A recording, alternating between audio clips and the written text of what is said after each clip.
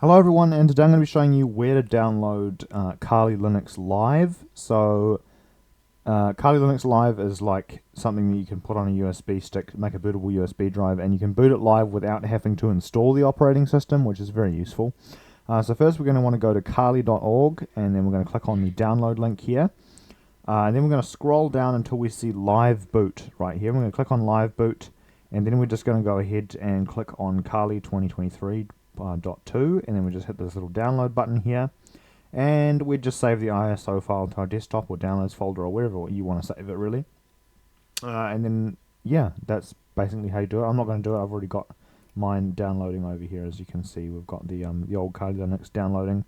It should take anywhere between 5 and 15 minutes depending on how good your internet is. If you've got amazing internet, it might just download straight away, but usually it takes a little while. And that's how you get Kali Linux Live. Thanks, or how you download Kali Linux Live. Thanks for watching, and have a nice day. Goodbye.